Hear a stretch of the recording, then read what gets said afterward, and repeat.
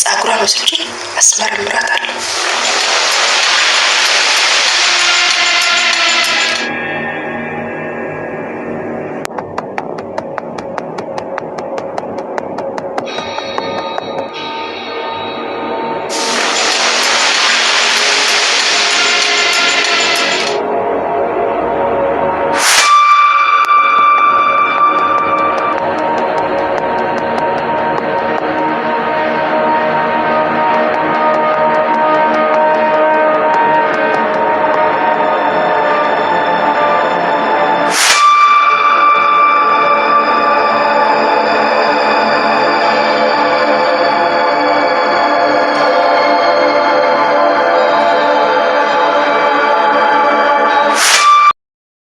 ኤቢ አሁንም ከዳጣ ጋር እንደተያያዘች ትገኛለች። እች ልጅማ ያለ ምክንያት እዚህ ቤት አልመጣችም። አባዬ እንደዚሁ ዝም ብሎ አላመጣትም።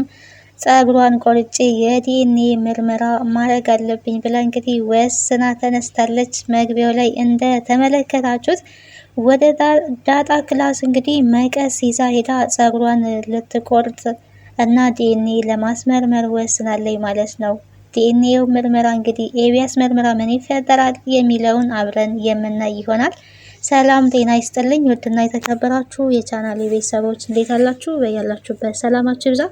ለዚህ ቻናል አዲስ ከሆናችሁ ሰብስክራይብ በማድረግ ቤተሰብ ይሁኑ። ነባሮቹ እንኳን ደህና መጣችሁ። ሁሌ ስለምታበረታቱኝ ከወዲሁ አመሰግናለሁ። ቪዲዮን በላይክ ጀምሮ እንግዲህ ተወዳጁ ዳጣ ድራማን ወደ እናንተ ይዤላችሁ መጥቻለሁኝ። በዚህ ክፍል እንግዲህ በጣም አስገራሚ ነገሮች ተፈጥረዋል ማለት ነው። ኤቢ ቅናቷ እንደቀጠለ ነው። ሁሌ ስትወጣ ስትገባ እንደ ተነጫነጨች እንግዲህ እንደምን ልበላችሁ አባቷ ብሎታልና እንደ ነገረኛ ሴት ውሻ ብሏታል። ልክ እንደዛ ነው የሚያደርጋትና ፍቅር የሚባለው ነገር ያው ያነጫንጫል። ምንም ማድረግ አይቻልም። ግን ናታን እሷን ስለማያፈቅራት ዝም ብላ እየለፋች ትገኛለች። ዳጣንም እንግዲህ ጥምድ አድርጋ የያዘቻት በናታን ምክንያት ነው። ሌላ መቼም ዳጣ የነካችባት ነገር የለም።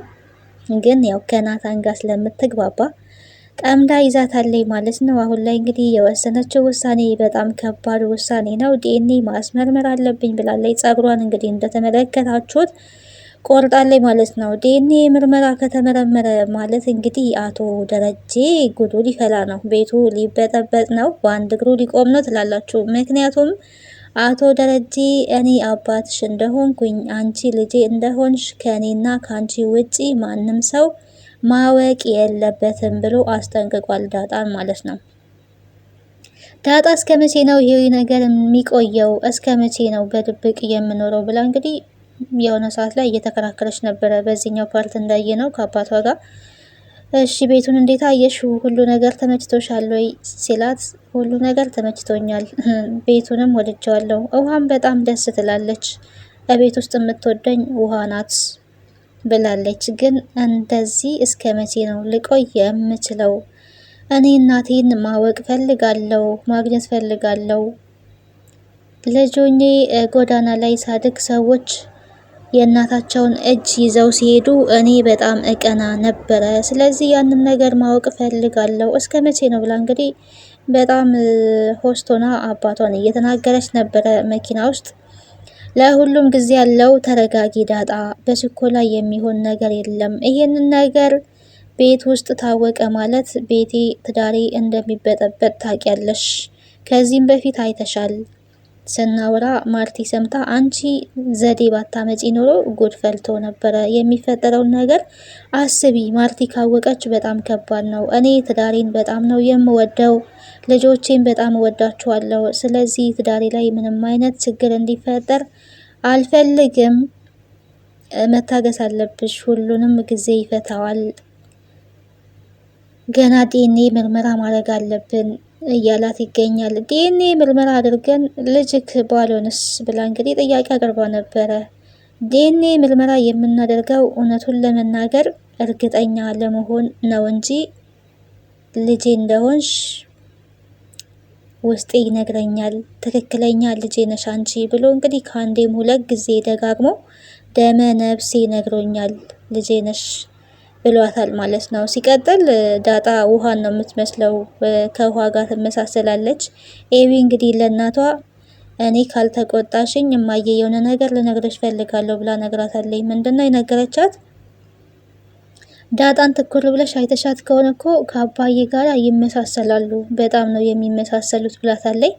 ይሄንን የሰማችው ማርቲ እንግዲህ በጣም ነው የተናደደችው። እንዴት እንደዚህ ትያለሽ? ከዚህም በፊትም ብላታለች።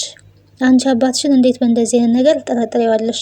እኔ እኮ ከአንቺ በፊት ነው ደረጃን የማውቀው፣ አንቺ የመጣሽው አሁን ነው፣ እንደዚህማ ልትይው አይገባም ብላ እንግዲህ ለባሏ እየተከራከረች ትገኛለች ማርቲ። ኤቢ በእርግጥ ጥሩ ጥርጣሬ ነው የጠረጠረችው። ቅናትን ቢኖርባትም የጥርጣሬውም ደግሞ ጥሩ ነው ማለት ነው።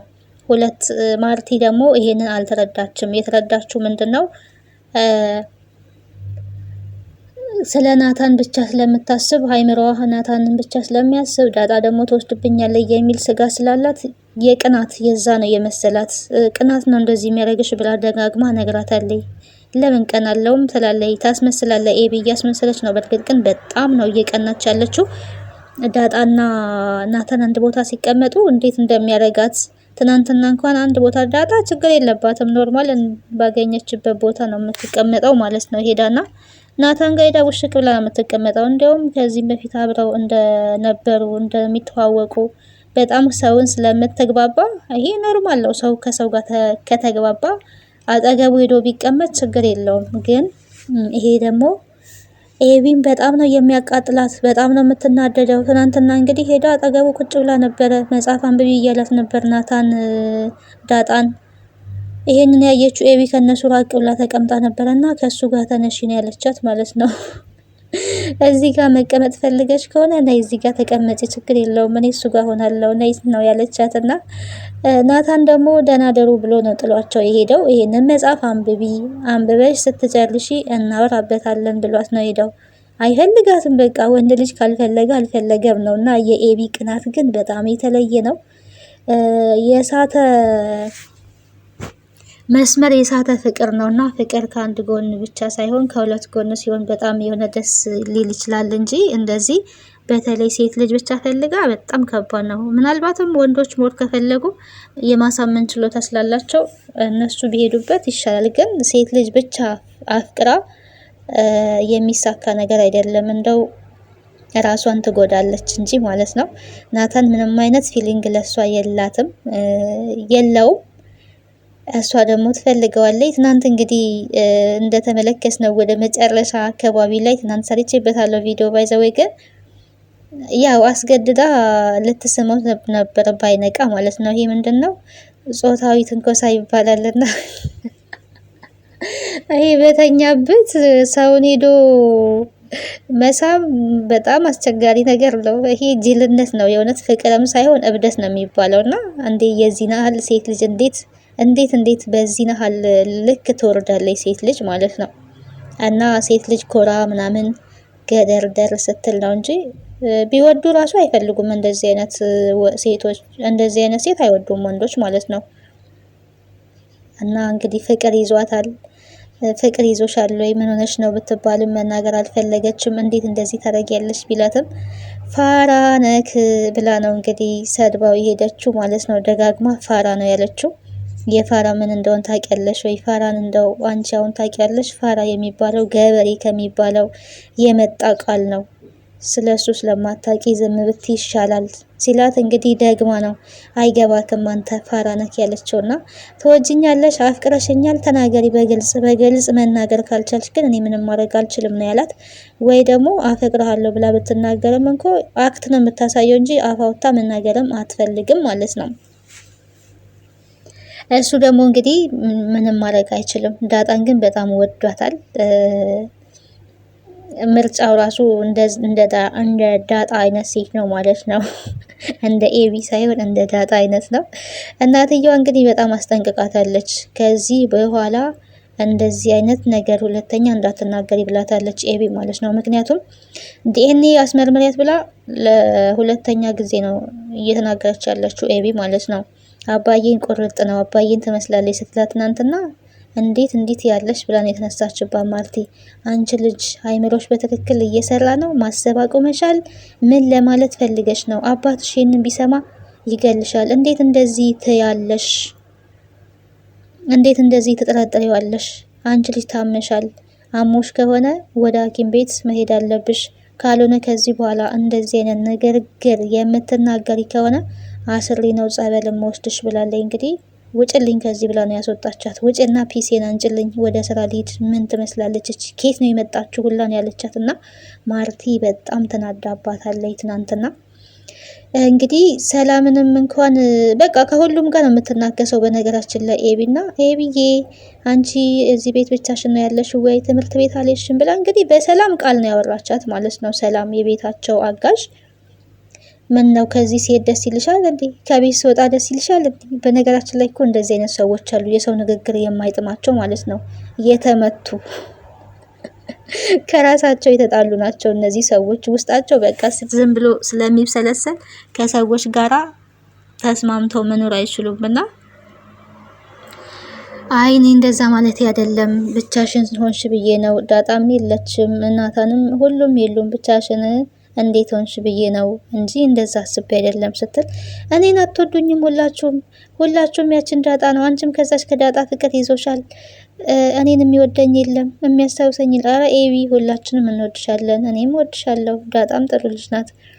ከዳጣ ጋር ግን ያላችሁ ነገር ምንድን ነው? ለምን አትስማሙም? ዳጣ በጣም ነው የምታስጠላው እያለቻት ነው የምትገኘው። እና ዳጣ እኮ ጥሩ ልጅ ናት። ምናልባት አንቺ በናታን ጉዳይ ተጠራጥረሻት ከሆነ ዳጣ እንደዛ አይነት ልጅ አይደለችም ብላ እንግዲህ ለማስረዳት ሞክራለች። መስሜ የላትም ማለት ነው ኤቢ። ዳጣ እንግዲህ ደጋግማ ለሁለተኛ ጊዜ ከዚህ በፊትም ምን ብላታለች? የምታፈቅሪው ከሆነ ናታንን ችግር የለውም እኔ ላሳምንልሽ እችላለሁ። በዚህ እኔን እንዳትጠረጥሪኝ፣ ሰላም ብንፈጥር ይሻላል ብላታለች። ከዚህ ቤት ግን መቼ ነው የምትወጪው እያለቻት ነው። መቼ ነው የምትወጪልኝ? ከዚህ ቤት እንድትወጪ ፈልጋለሁ፣ እዚህ እንድትሆኝ። አንቺ ከዚህ ቤት ካልወጣሽ ሰላም አልሆንም እያለቻት ነው የምትገኘውና እኔ አንቺን ከደበረሽ አንቺን ደስ ካላለሽ ልወጣ እችላለሁ፣ ችግር የለውም አያሳስብሽ ብላታለች። ግን ናታንን የምትፈልጊው ከሆነ ቆንጆ ናት ምናምን እያልኩኝ ላሳምንልሽ እችላለሁ፣ በዛ ሀሳብ አይግባሽ፣ እኔም በዚህ አትጠርጥሪኝ፣ እኔ በጣም ከመጡብኝ ያደኩበት ነው ብላለች። በነገራችን ላይ ዳጣ ማለት ነው። ስለዚህ ለሁላችንም ሰላም ይሻላል እያለቻት ነው የምትገኘውና ምን ብለዋል ይመስላችሁ? ናታንን እዚህ ጋር ተቀምጠው ናታን ከኔ ጋር ቲክቶክ እንስራ ፍቅረኛሞች ሆነን ብለዋለች ማለት ነው። እኔ እና አንቺ እኮ ፍቅረኛሞች አይደለንም፣ እንዴት ነው ቪዲዮ መስራት የምንችለው? ደግሞ እኮ የሚያውቁን ሰዎች አሉ፣ አባቴ ባይ ደግሞ ይቆጣል ብሏታል። አባትክን በዚህ እድሜክ ትፈራዋለህ ወይ እያለችው ነውና፣ እንዴት አልፈራውም? ስላደግኩኝ እኮ አባቴ ነው፣ አድጌም አባቴ ነው፣ ትንሽም ሆኜ አባቴ ነው። ስለዚህ አባቴ ልፈራውና ላከብረው ይገባል ብሏል። ጥሩ መልስ ነው እዚህ ጋር። በነገራችን ላይ ወላጆቻችንን ማክበር አለብን። ወላጅ እናትና አባቱን ሰው እንዲያከብር ታዟል። ወላጆቻችን ደግሞ ለእኛ ከፈጣሪ በታች ህይወታችን ናቸው። በጣም ብዙ ዋጋ ከፍለው ያሳደጉን ናቸውና ያንን ውለታቸውን መመለስ ባንችል እንኳን የማክበር ግዴታ አለብን ማለት ነው። ወላጅ ማክበር አለብን፣ አባትን ማክበር አለብን ማለት ነው። ናታን ስትል ዳጣ አዎ አባቶቻችን ማክበር አለብን፣ አንቺም አባትሽን ማክበር አለብሽ ብሏታል። እሷ ደግሞ መቼ አባት አላትና ነው የምታከብረው? የትኛው አባቷ እያለች ትገኛለች። እንግዲህ አባቷ የእሷ አባት እንደሆነ ብታቅ ጥሩ ነበረ፣ ግን አላወቀችም ማለት ነው። አንድ ቀን ማወቋ አይቀርም።